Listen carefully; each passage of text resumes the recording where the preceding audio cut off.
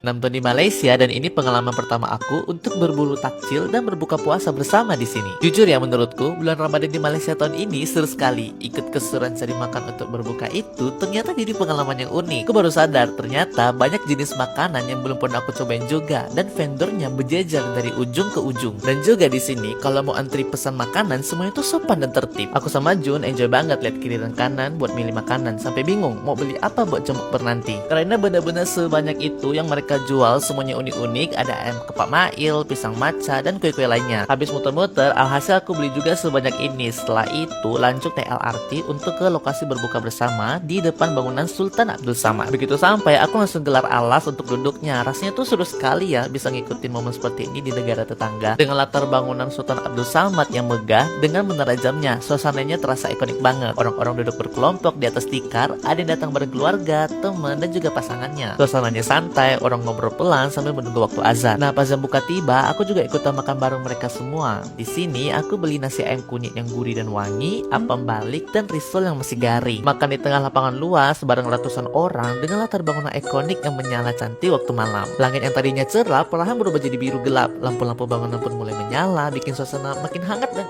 cantik banget di sini. Dan jujur, ini jadi salah satu pengalaman Ramadan yang paling berkesan buat aku selama di Malaysia. Bayangkan seorang warga asing datang dengan niat melancong, nak makan sedap, nak jalan-jalan, nak selfie depan mural.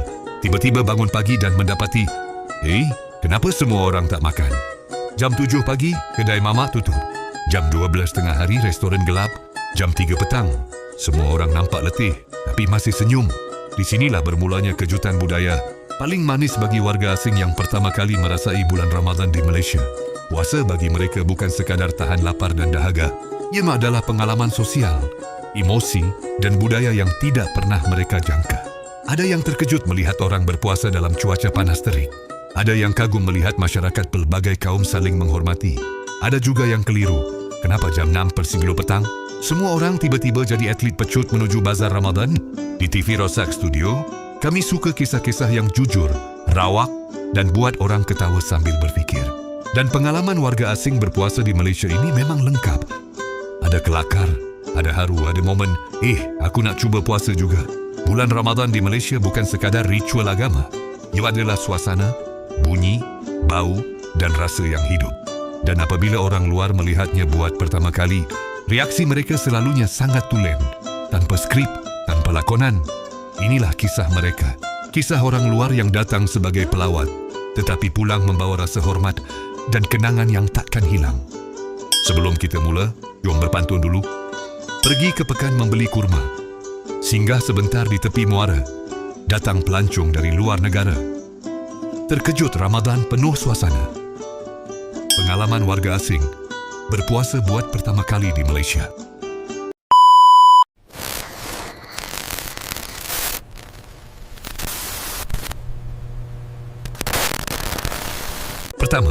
Hari pertama, kenapa semua kedai tutup?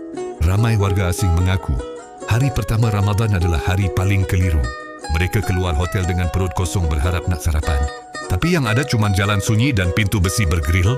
Ada pelancong Eropah berkata, saya ingat ini cuti umum. Rupanya semua orang puasa. Yang lucunya, ada juga yang makan secara sembunyi-sembunyi di taman. Lepas itu rasa bersalah sebab semua orang lain tahan lapar dengan penuh disiplin. Di sinilah mereka mula belajar satu nilai besar masyarakat Malaysia, toleransi dan hormat. Tak ada paksaan, tapi ada kesedaran bersama. Kedua, cuaca panas plus puasa dengan level dewa. Warga asing paling kagum bila tahu orang Malaysia berpuasa hampir 13-14 jam dalam cuaca panas dan lembap. Di negara saya, puasa dalam musim sejuk, tak rasa haus pun. Tapi di sini, saya minum air kosong jam 6 pagi, jam 9 dah rasa macam nak peluk paip air. Mereka mula faham bahawa puasa bukan sekadar ritual, tapi latihan mental dan emosi. Dan lebih mengejutkan, orang Malaysia masih boleh bekerja, bergurau dan tersenyum. Robot TV Rosak Studio biasanya akan celah, kami puasa bukan sebab kuat, kami dah biasa.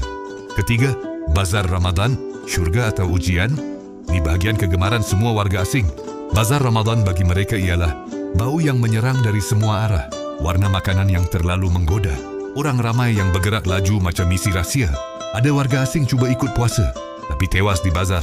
Puasa saya batal sebab air balang warna biru menyala. Mereka perasan satu perkara unik.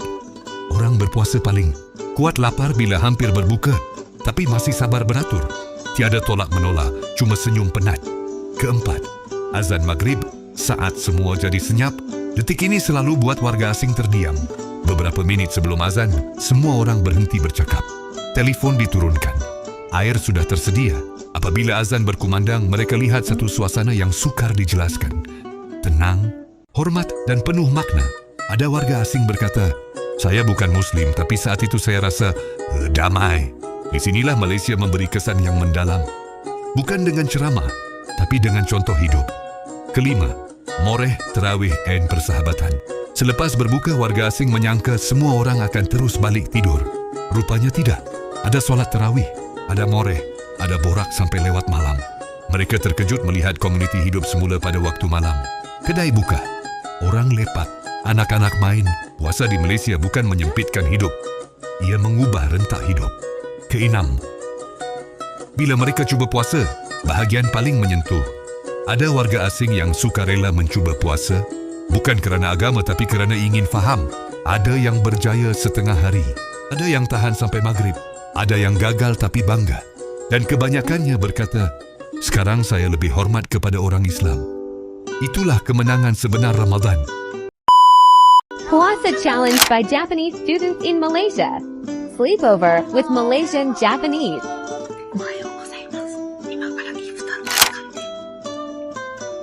Good morning. It's time for safar. Sleepy.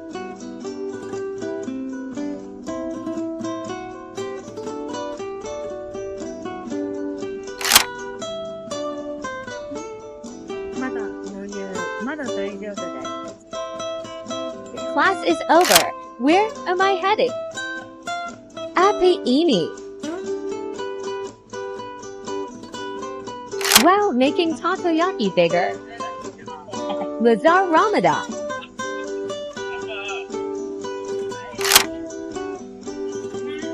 Saya dahaga.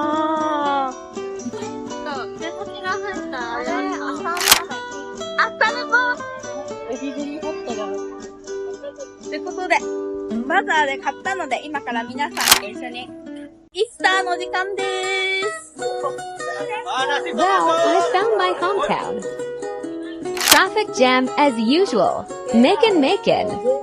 Saya puasa hari ini dahaga.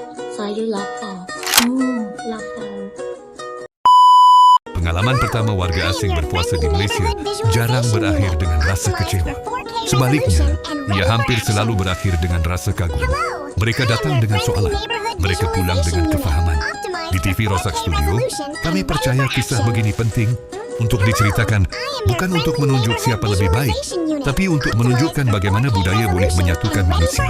Malaysia, dengan segala kekurangan dan keunikan, mengajar dunia bahawa puasa bukan tentang lapar semata-mata.